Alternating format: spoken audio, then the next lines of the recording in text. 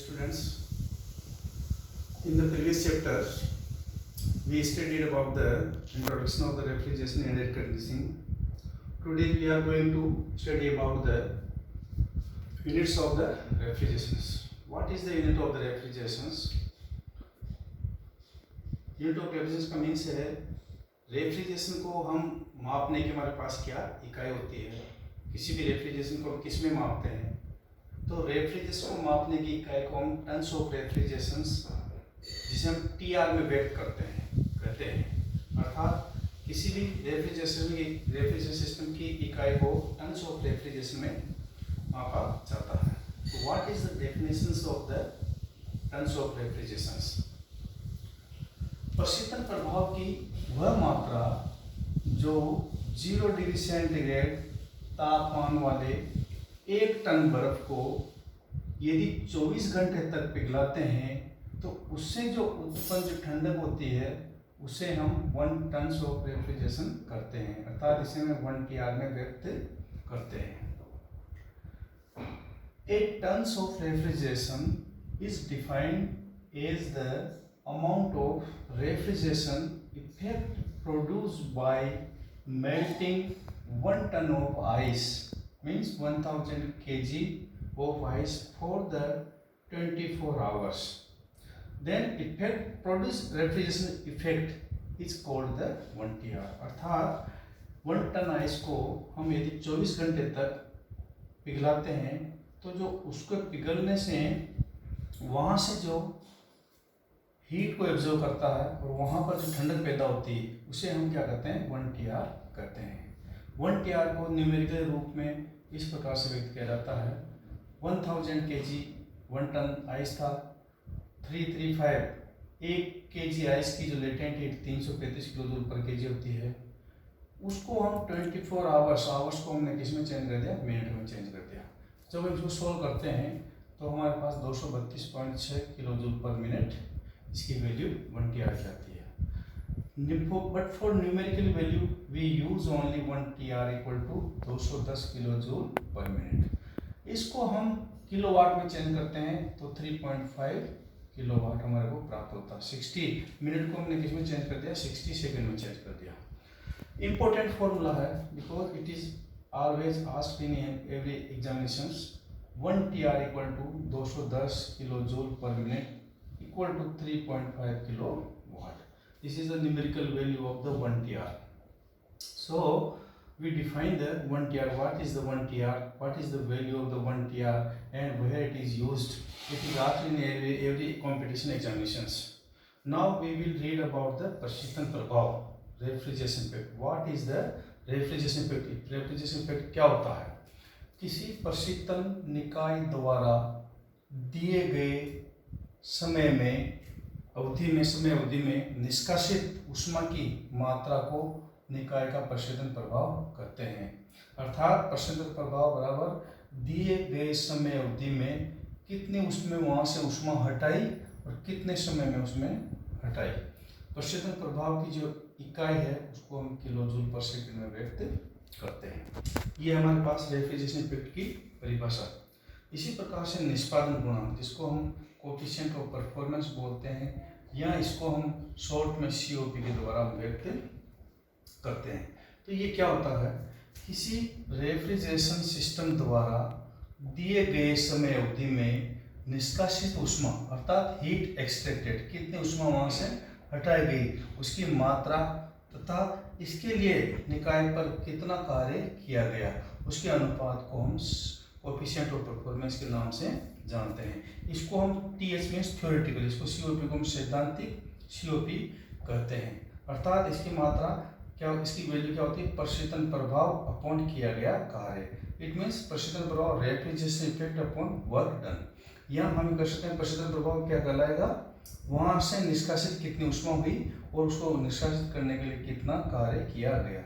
इसको हम अगर व्यक्त करें Q upon W, Q is the heat removed and work is done on the system.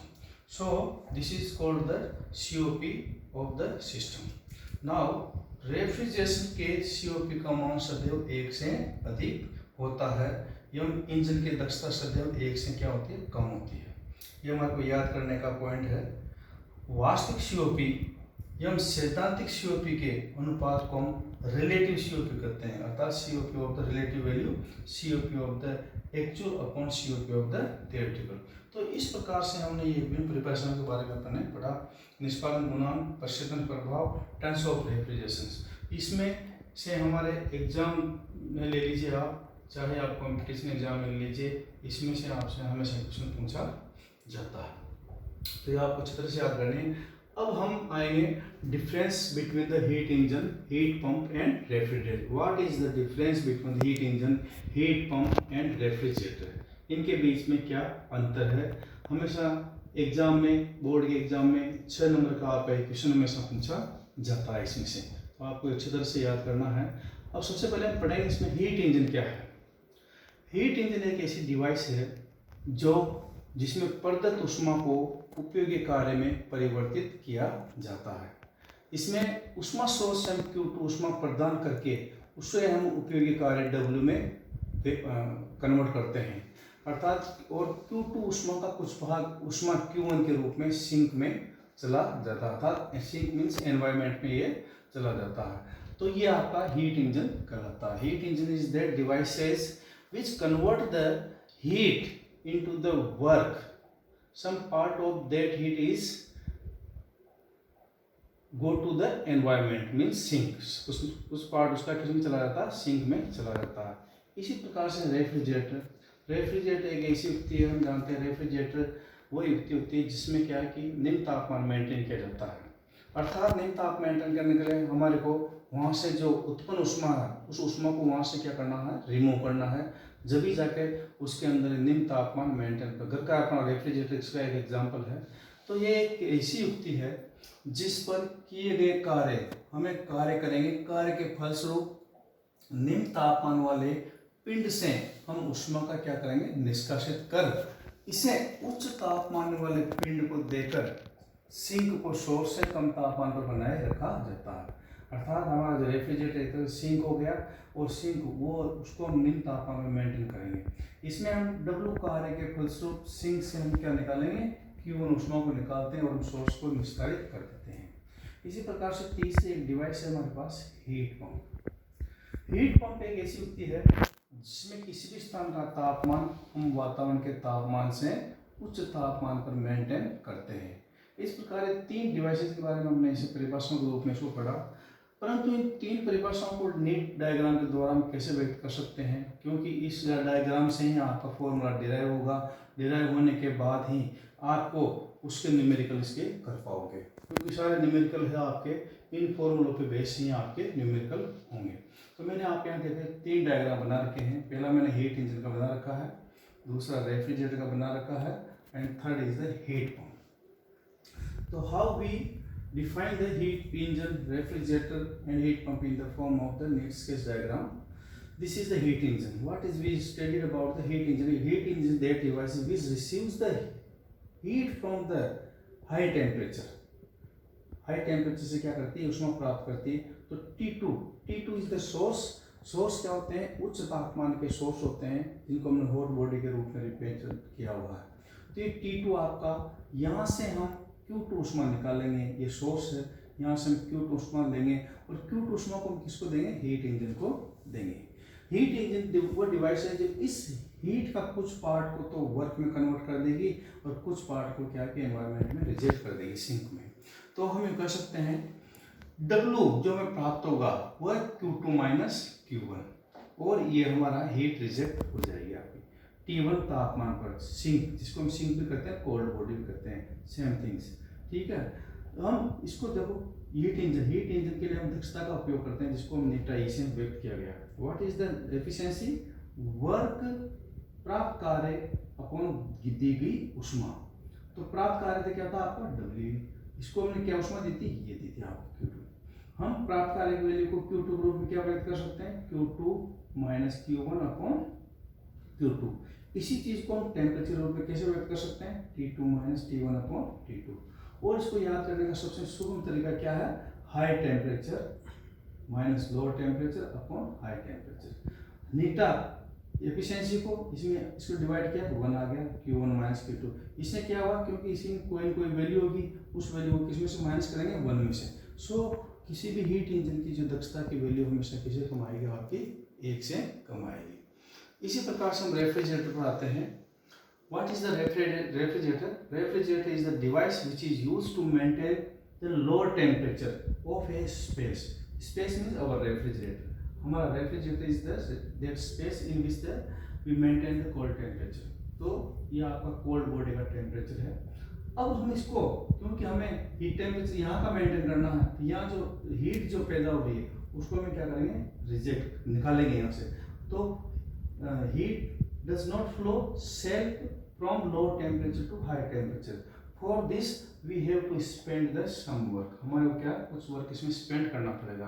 तो हम WR स्पेंड करेंगे रेफ्रिजरेटर को। रेफ्रिजरेटर किसे, लाइट के द्वारा हम आपका कंप्रेसर चलाते हैं, उस कंप्रेसर से हम क्या करते हैं, उस रेफ्रिजरेटर को क्या देते हैं, कार्य देते हैं। तो इस प्रकार से we will remove the Q1 from this space by spending the some work, and that heat is rejected into the environment. तो given जो आपका वर्क है वो that will be the Q2 minus Q1. So for defining the COP of the refrigerator, RE means refrigeration effect upon work done. तो refrigeration effect को किस क्या व्यक्त करेंगे अपन, क्या पैदा हुआ रेफ्रिजरेशन इफेक्ट, यहाँ से Q1 को उठाया, वही आपका क्या कहलाएगा, रेफ्रिजरेशन इफेक्ट कहलाएगा। तो हम लोअर टेम्परेचर से हमने किसको उठाया था, Q1 को, तो अभी Q1 तो रेफ्रिजरेशन इफेक्ट आ गया, और वर्क डन क्या था आपका, Q2 minus Q1। So it can be also represent in the form of the temperature T1 upon T2 minus T1, और similarly we can also represent in the form of the lower temperature, this is the lower temperature and high temperature minus lower temperature. ये formula आपका किसी भी numerical को आराम से, lower temperature और आपका हाई टेम्परेचर अगर दिमाग में है तो डायरेक्ट इस फॉर्मूले में उस टेम्परेचर की वैल्यू को रखा आप कोई भी न्यूमेरिकल को इसको सोल्व कर सकते हैं। Similarly we can define the heat pump. Heat pump वह डिवाइस है जो एनवायरनमेंट के तापमान से उच्च तापमान पर इसको मेंटेन किया जाता है। तो ये जो T1 तापमान आपका कोल्ड बॉडी का टेम्परेचर है, and our requirement to maintain, our requirement क्या है, इस तापमान को मेंटेन करना। अर्थात हम क्या करेंगे, हीट को लो टेम्परेचर से ही निकालेंगे। ही लो टेम्परेचर वाला एनवायरनमेंट कौन सा हो गया, एनवायरनमेंट। एनवायरनमेंट से हम हीट निकालेंगे, हीट निकाल कर कैसे, हीट कैसे लो टेम्परेचर से कैसे फ्लो होगी, कार्य देंगे फलस्वरूप। तो हम क्या करेंगे, इसमें कार्य देंगे, तो कार्य देंगे WP बराबर Q2 माइनस Q1, और इस हीट को यहाँ से निकालेंगे, और ये हमारा जो वो स्पेस है जिसमें हमारे को T2 तापमान मेंटेन करना है। तो similarly we define the COP of the heat pump. Desired effect, आप क्या चाहते हो, व्हाटएवर आपका किया गया कार्य, आप क्या चाहते हो कि ये Q2 मेंटेन रहे, तो डिजायर्ड इफेक्ट क्या हो गया आपका, Q2। क्योंकि Q2 जाएगी जब भी आपका T2 मेंटेन होगा, तो हमने Q2 को क्या ले लिया यहाँ पर, डिजायर्ड इफेक्ट हो गया, Q2 अपॉन WP पंप पर। सो Q2 अपॉन वर्क डन क्या था आपका, Q2 माइनस Q1, तो Q2 minus Q2 upon Q2 minus Q1 अपने लिख दिया। इसको टेम्परेचर के रूप में व्यक्त करेंगे तो क्या होगा, T2 upon T2 minus T1, और उसी फॉर्म में अगर हम मेंटेन करना चाहें हाई टेम्परेचर के रूप में, तो हाई टेम्परेचर ये हो गया, high temperature minus low temperature. तो ये हमारे पास किसका COP आ गया, आपका हीट पंप का COP आ गया। तो हमने रेफ्रिजरेटर, हीट पंप, इनके COP के बारे में एक्सप्लेन किया। इसी प्रकार से हीट इंजन की एफिशिएंसी के बारे में एक्सप्लेन किया, और इनके जो कार्यकारी जो सिद्धांत है, किस प्रकार से अलग अलग कार्य सिद्धांत, that is the difference between the heat engine, refrigerator, heat pump. अब आ जाइए, आप देखो इंपॉर्टेंट जो पॉइंट आपको रिमेंबर करने वाले हैं। COP इज द रेसिप, किसी भी रेफ्रिजरेटर का COP is the reciprocal of the efficiency of heat engine. Heat engine का रेसिप्रोकल होता है COP। So the COP is always greater than unity. हमने पढ़ा क्या था, हीट इंजन की एफिशिएंसी एक से क्या होती है, कम होती है। अब हम एक से कम की वैल्यू का इसमें डिवाइड करेंगे, डिवाइड करते ही ये वैल्यू किससे ज्यादा आएगी, आपकी एक से ज्यादा आएगी।